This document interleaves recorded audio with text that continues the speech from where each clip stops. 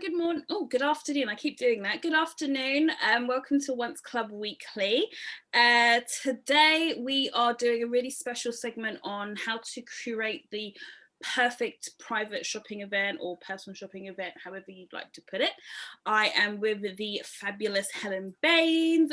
She is our client experience expert, our pioneer in online digital shopping. She was essentially the one who created the Net-a-Porter personal shopping team, or the EIP program as we know it, and she's also one of our ŌNCE Club founding members. Hi Helen. Hi. How are you? I'm very well, thanks Dom. How are you? I'm good. I'm just so thankful at the moment for nice weather, because I'm a much nicer person. Aren't we all? Absolutely. It makes such a difference. Everyone's partners will agree. So it's been good. So I'm really excited that we're doing this type of segment with you, just because I've done events with you. We've done some very cool events, and essentially the core foundations of how I do events have essentially come from what I learned very early on in Net-a-Porter.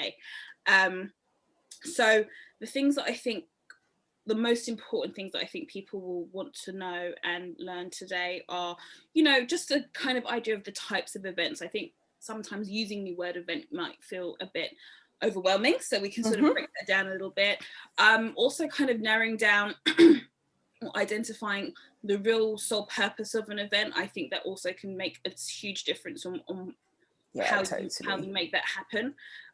Budget is very important, and also how you get that, how you promote that event, or who your invitees are, and what that looks like.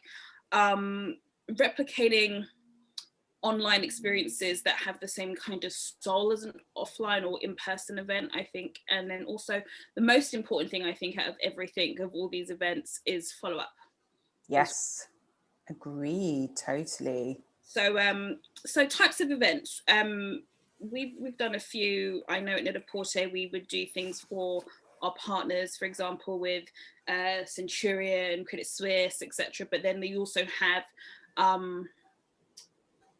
there's trunk shows, there's very intimate types of events, maybe with specific clients or their friends, and then there's also kind of dinners. How do you differentiate? Yeah, definitely. I think ultimately the type of event that you're running depends on what the objective of the event is. So if you are, so for example, if it's with a partnership where you're hoping to acquire more customers, then that can inform the nature of the event, or and what the value exchange is. So if you're doing a trunk show and you're doing it because you want to work with a particular brand and you're hoping to, make a match with the right customers for the brand. And I think also it's quite important to understand understanding what you want to achieve from the event. So actually, is it about generating sales in the moment? Is it about generating sales in future? Is it a combination of the two?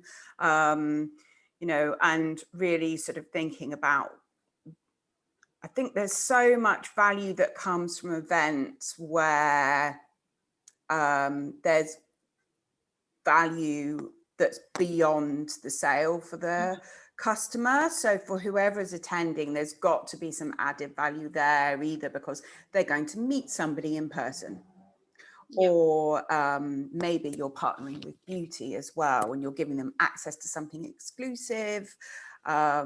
So there are so many different ways that you can frame an event by sort of thinking about, so who am I inviting? What's going to be most relevant to that?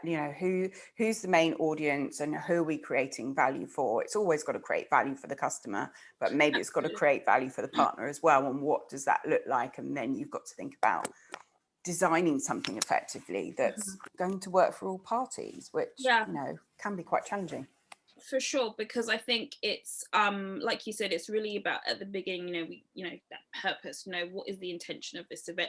I mean, overall we would assume that sales in general is a no-brainer, but like you said, sometimes it's about sales for now and sometimes it's about sales for future. And so sometimes sales for future means acquiring clients and really expanding your audience and getting and getting new clientele in. So, you know, in those kind of examples, it might be about making sure that someone that you know brings someone that they know because you want new clients. Or is it that, you know, if it really is about sales in the moment, then how are we going to make that feel like a special event that that client has to leave with something that day, or, you know, within in and around that event? And, you know, what are we putting on to make sure that that happens?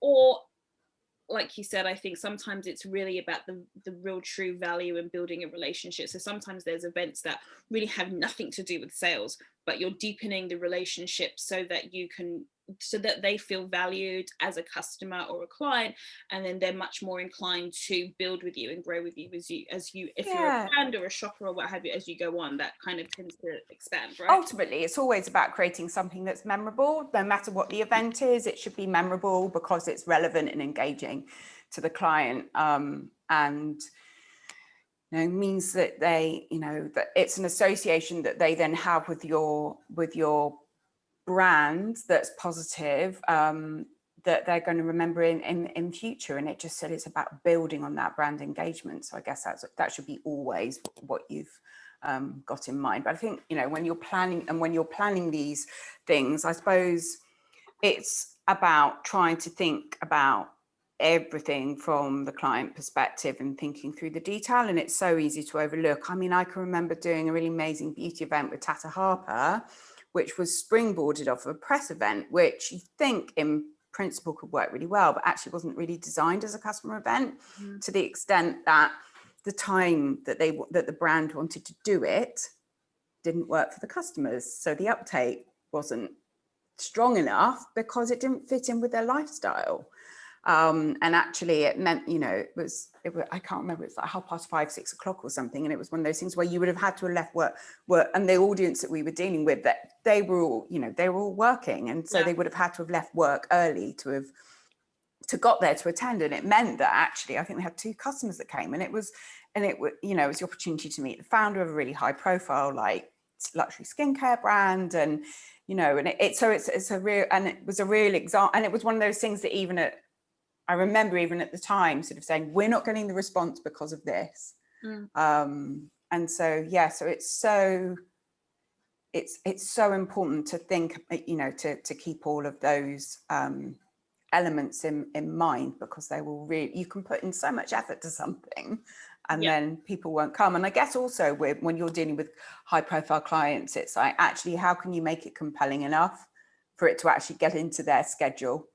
And for them to make the effort to attend. Absolutely. And that again comes back to like, what value are you bringing? How are you bringing them something that they, can't necessarily get access to elsewhere? Or are they coming because of the relationship with the individual? And have you got to go that extra mile even before the event to nurture that relationship, to make sure that you get them there? If you've got to do, almost like your light touch hospitality, networking, take them out for lunch. And is that actually really important in terms of getting the right people in the room on the night? Sure. And being really clear, I think, with whoever you're working with, like the partner or what have you, and making sure that they're also clear. I've done events where the idea was that they had never been in London before as a presence, and they really wanted to grow that. But then, depending on who you spoke to, audience and kind of exposure was important, and so that was a win.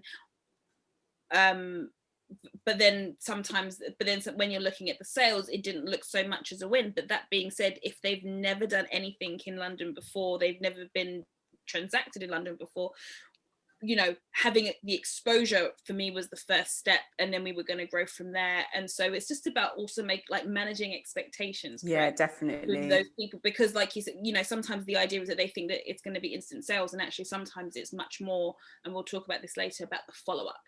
Absolutely, when it comes to kind of actual sales.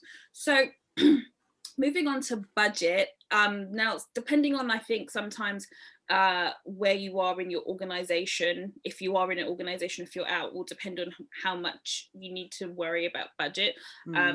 I've done events within massive organizations where I'm not in charge of the budget. So Yes. essentially I'm not being told, yes, you can have this because, or no, I'm just being told yes or no.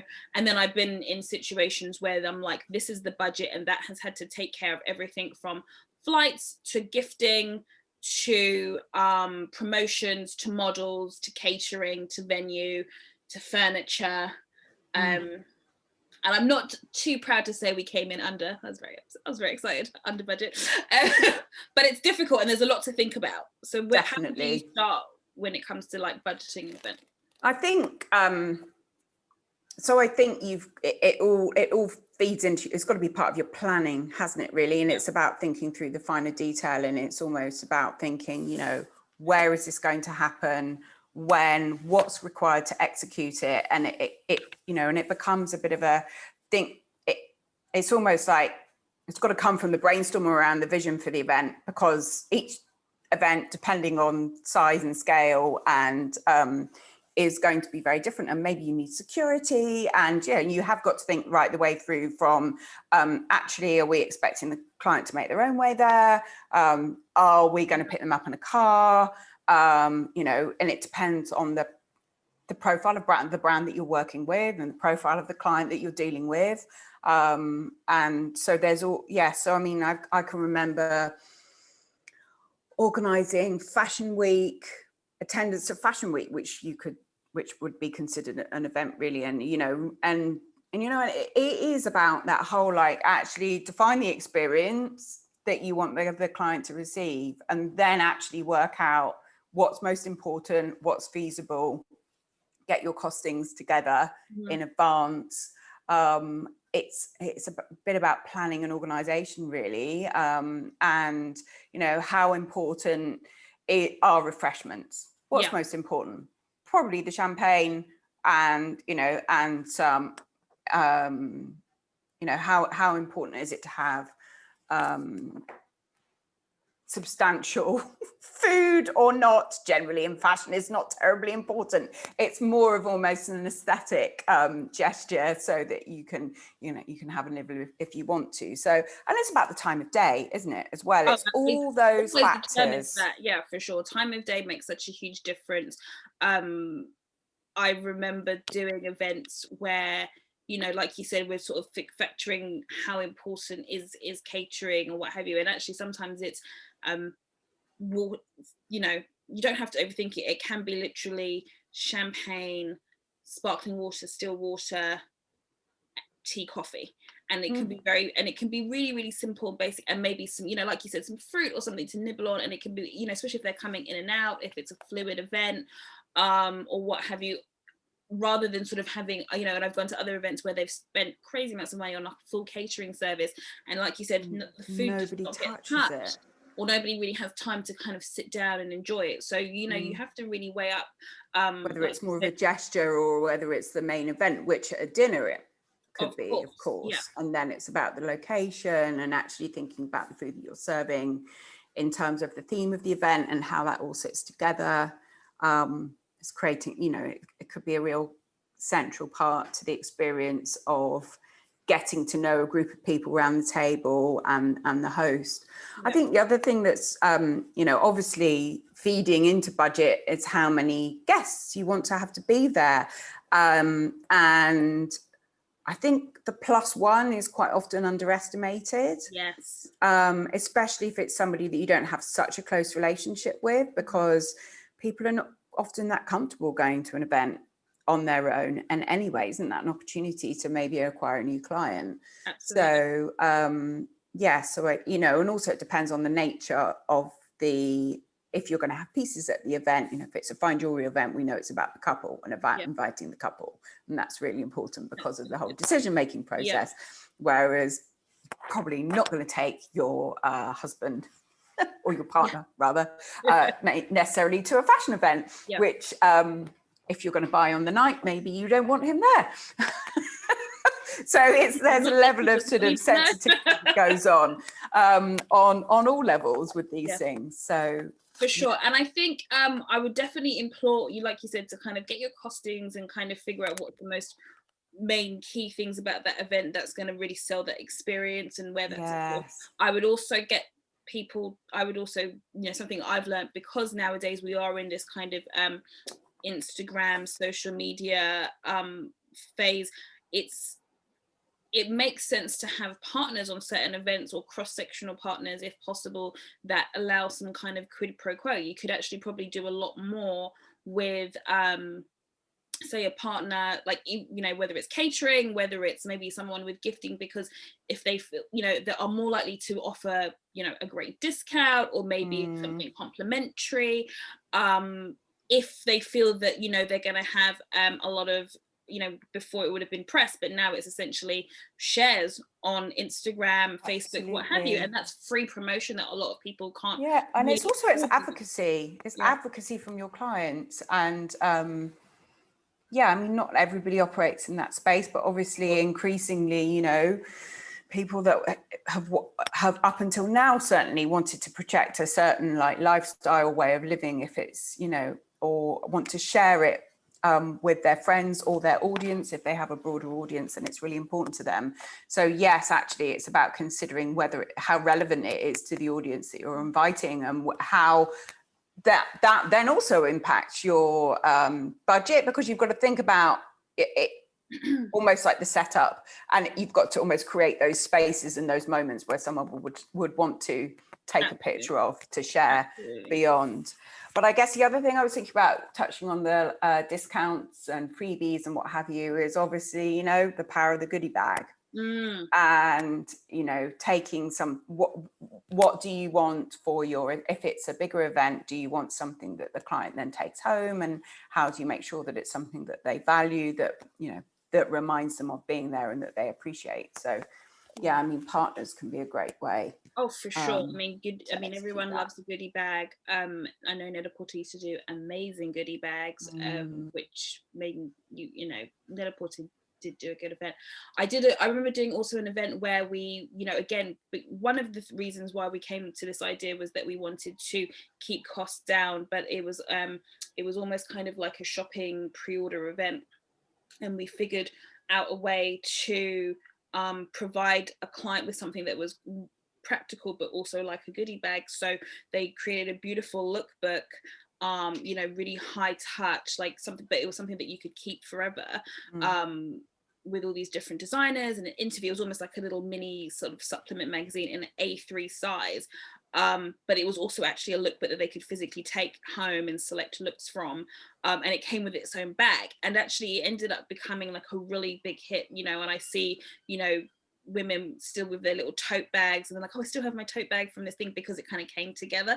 And it was just, you know, and I was working with a girl who'd actually worked in graphic design, so she was really, really key in pulling it together, and it just made sense, because we actually didn't have to worry about a huge goodie bag situation, because we had this all encompassed, and so we kind of did a twofer, if you will, and everyone loved it. It was great. So you know, you can be really clever with what you're doing. It doesn't have to be like, oh my gosh, where am I getting these things, you know, yeah, and people don't need to take home, like, and especially I think now even more so, it's really important to be more considered, as opposed to about trying to give people loads of stuff. It's actually about, you know, it's better to give them one item that's meaningful and that's valuable and that they're going to keep. So if you're working with a brand, you know, and there's something that they can produce that's maybe exclusive, that they don't normally sell, or you know, something like that can be really highly valued as well. So yeah, I think it's almost like thinking about it as gifting more than freebies. And of course that's really important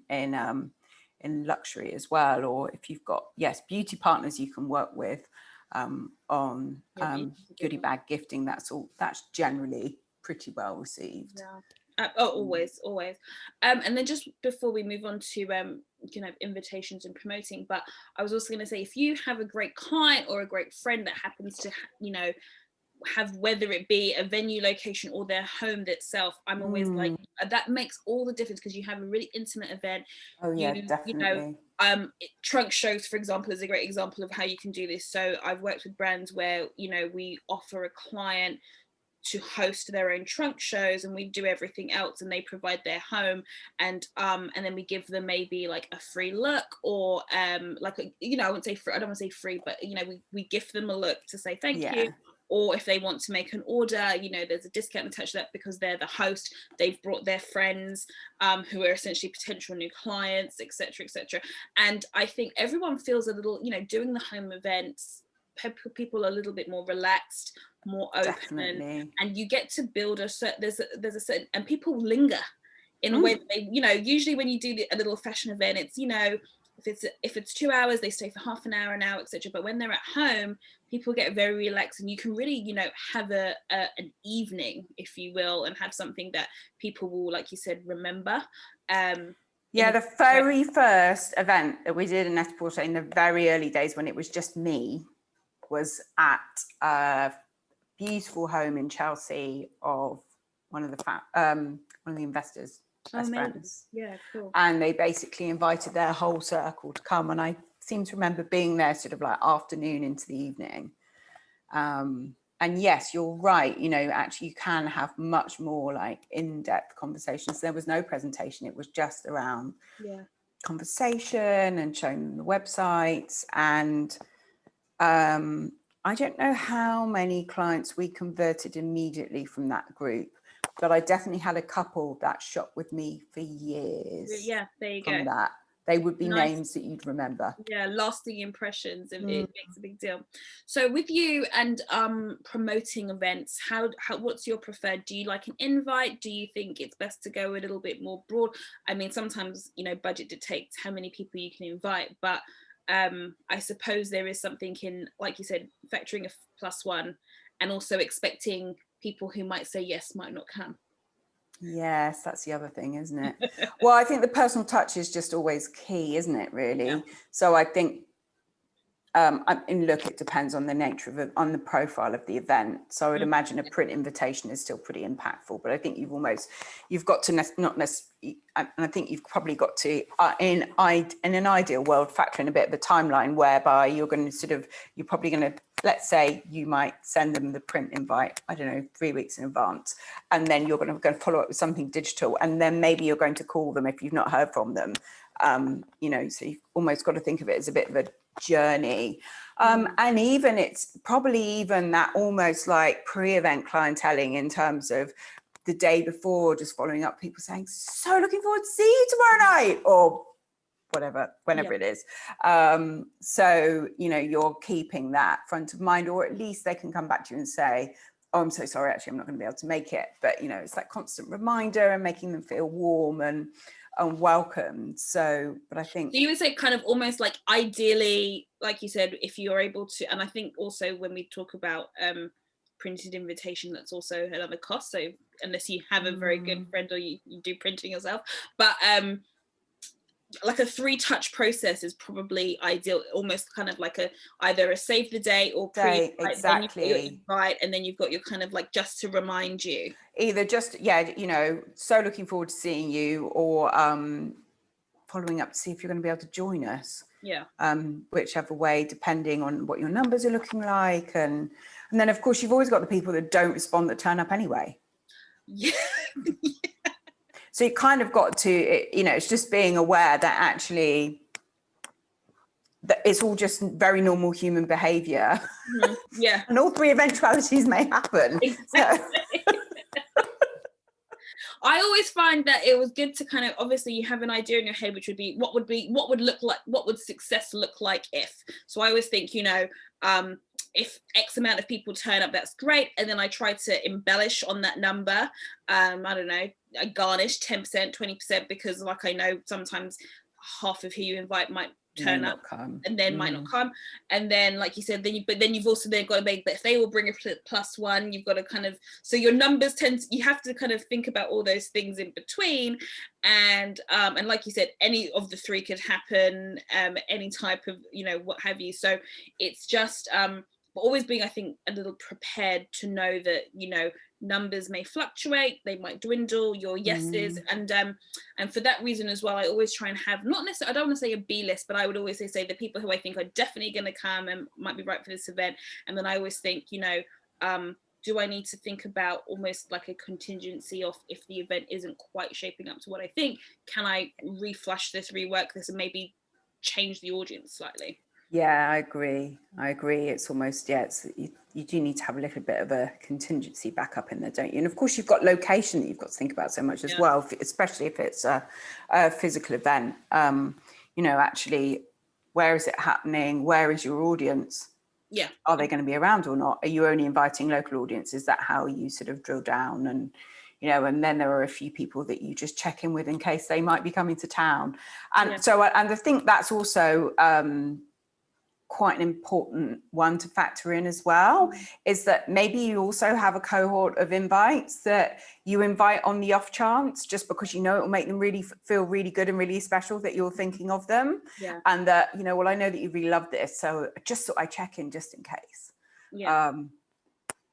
It does make a difference, actually. And like you said, it makes them feel like, oh, you're thinking of me, and that would be really nice. Exactly. But, I realise you might not be able to make it this time, but, just didn't want to miss out just in case you happen to be around. So, I mean, clearly it's not quite the case in terms of how we're all moving around at the moment. But precisely, I know.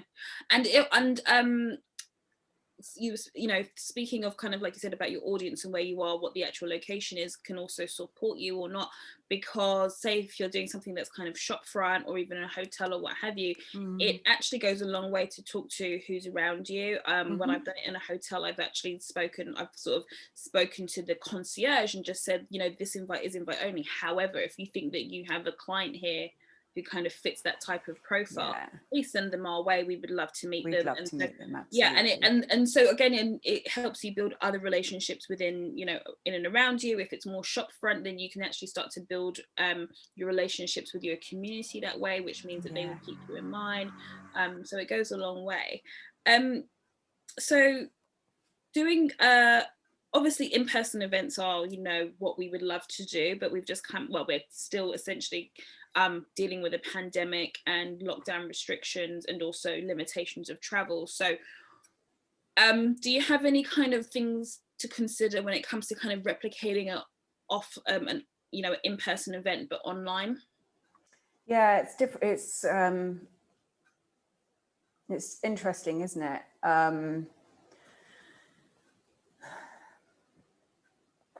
I think some of the events that I've seen really work really well online are where they're specialist, and the value exchange is around being able to hold quite an intimate conversation, even though you're, with a small group, almost like. So one of the brands that I work with, ŌNCE, which is a menopause supplement brand, which is doing really well because it's been focusing on community and the women, the sort of input of women into the community, but they really focused on branching out into all these different areas of expertise that are relevant to women's self-care at that time of midlife, and sort of opening up the conversation in a really intimate way and doing it digitally through Eventbrite. And it's been really amazing to see how women are like responding to that. And so, and it's will always be hosted by the brand with an expert, and you have to, it's much more, it's a different way of eventing, open ticket. You either buy a ticket, or if you're a subscriber, you can access it for free, and sort of having this sort of series of events. So I think it's really interesting how like this situation has really opened up different conversations that you maybe wouldn't have taken part in necessarily before, because actually, it probably wouldn't work out from a cost perspective to host something like that, but actually digitally really it really lends itself to it working. So it's not dissimilar to the kind of events that we've been hosting for ŌNCE Club, really, but where it's not too much out of people's time. It's maybe an hour. They get access to an expert they wouldn't have had access to normally. So it's the same kind of theme, but just using a medium in a different way, and actually, that people can just tap into from being at home. Yeah, and so, I think you really stepped on when you I think you were really right in the sense that sometimes, you know, whatever you're doing with the brand it's not necessarily brand about the brand itself and how you need to replicate that, even though you would like to, you know, share products, etc., etc. What it can be about is just finding that it can be something completely different. And I've seen those types of events where sometimes it's around wellness or fitness, Yeah, or maybe it's like exactly. doing a It's class. all complementary Yeah. to, and you know, and in a logical way. So there's a theme to it, but I don't know. I think, for example, I think the event this week is on cognitive behavioural therapy, and you know, she's touched on all different areas of lifestyle that can all, you know, that are all relevant to this moment in life. Yeah. So I mean, I use that as an example because it's something I've been involved in recently. Amazing. Yeah, I've seen similar events like you know, sound baths, and through people who do sort of like certain readings or what have you. Now that's not what they're promoting, but that's something that they could do online. You can sort of sign up for it or not, and you can, you know, and then you think actually maybe that's something I would want to do in person or not.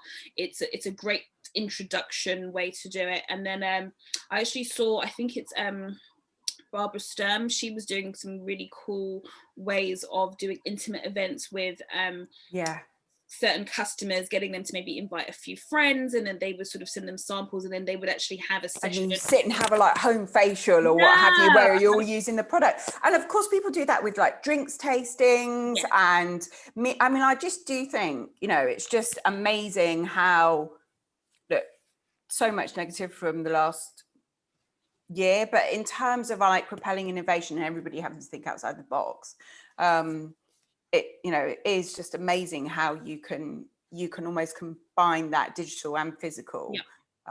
Yes, and to, you know, whether it's like wine tasting, for example, it's cool, or it's really nice cocktail mixing, and people doing it as virtual work drinks and all, and you know, it's just extended in so many different ways. So yeah, I do think it's really great. I think actually the principle's still the same, you know, who's your audience, and what's the intention, and then kind of figuring out, does the costing make sense? I think those same things for an in-person event, online event, are the same. And then, you know, how creative you want to get with that is up to you. But and I think also it's you know, this whole last year or so has just sort of opened everybody to the possibilities of it. Whereas you could have been trying to do digital events before and everybody would, it just sort of, people, it wouldn't have resonated in the same way. So I do think it's just sort of, you know, there has been a huge opening that's happened. For sure. So our final, and what I personally has found the most key and important part of doing any event I've ever done is follow up. Yeah, and definitely. have 100%. like things, everything. I would have it because more often than not, I have found that my follow-up has been key to me cementing a relationship or rapport that I sort of started out for an event or a particular sale. You know, sometimes, you know, if your event is only on for an hour and a half, it can be quite difficult to get to know a customer who you've never met before, and then also get them to purchase something or what have you. So what I would say is you know, before the follow-up, make sure that you're getting details. So if you have to do that with capture cards or having a business card exchange, or you know, encouraging people to share socials, you know, however you want to do it now, but make sure there's a way for you to make sure that you have you're capturing everyone's details who, you know, most people, you know, you've invited, so fine, but you know, those plus ones, like you said, are an invaluable source to growth and relationships. So make sure you get their details. Absolutely. And you know, make it as easy for the client as possible, actually. Least effort, because and to make sure that you get it accurately as well. So so you know, you can incentivize business card drops, or you know, if you can do something that's digital and smart, then that's even better, really. But I also think the follow-up is so important because it's the last impression that you leave on the customer, and ultimately, like, they've given up their time to attend your event, and time should not be underestimated. So so it's sort of like seeing it as it's a really key part in just the relationship the future relationship, really. Absolutely. To make them feel valued. Yeah, to make, and it, like you said, it's that last impression. So then they go, oh, this person took the time to talk with me, to extend them. And I always used to tell my team, when I was working as a manager, was that anytime you go to an event or a dinner or a coffee catch up or what have you, I'm not saying get out a notepad or what have you, but really listen. If you do nothing else, really listen. And then when you come back from said event, write down. Refer to some element of the conversation. Exactly. Like, I would sometimes write down things that they would say, because I know sometimes I'm talking to everyone and there's lots going on. I then have to do, the takedown. So I would try and also kind of lock down my memory, things that I would remember about them. And actually, a lot of the notes I keep for my client book are really anecdotal. They'll be like, oh, loves to go to LA, and it will be something really silly, but it's things that I've picked up in particular conversations, or we didn't necessarily ask them about. You don't have to go, are you married, are you this, but they might go, oh, my husband or my partner, or I'm going here. And it's so key to remember those elements, so you can, like you said, pick up on that and refer to that conversation. And then in future, there'll be something that just springs up that makes you think of them. Yes. And that you contact them about. Exactly. And it's that whole, I saw this and thought of you moment. Absolutely. That, is the key to personalization. 100%. And even if it's not there for when you, send out or contact them, just to say, it was so lovely to see you, let's meet for coffee soon, or even if it's not there, it will pop up in future. And the fact that they have, that you have remembered something that they said however long before, that will resonate with them. Yeah, because people meet people all the time, but you don't have those connections, and not everyone actually feels very listened to, and not everyone listens. So to be able to display that, I think, goes a long way. It also makes you feel like you transcend like just going for a shopping event. And we've all been there where, when it is very important for that particular event that to make money, and I've left an event going, maybe the target for whatever was set wasn't met, but then 3 days later or a week later, that target has been met from those same clients because of the follow-up. I've worked with an events producer who sort of was like, I had no idea you guys did this much after the fact. And when she saw what we left with on the end of the event versus a week later, she was like, oh my gosh, how did that happen? And I said, we contact everyone, we follow up, we make sure that they're happy. Even the ones who did purchase, we follow up with them again. And all of it, because now you've opened a dialogue. Exactly. It's a lot easier. It's all about continuing the conversation. Exactly. And making sure that it's not closed because, you came and saw. And it really goes a long way. So I would say, if you guys do nothing else, just thank everyone, capture the details, and make sure, and make sure you're just listening. Sometimes it is really just about not trying to do anything and just absorbing what they want to tell you, and what they, you're asking them, like you said, for their time. It is very valuable.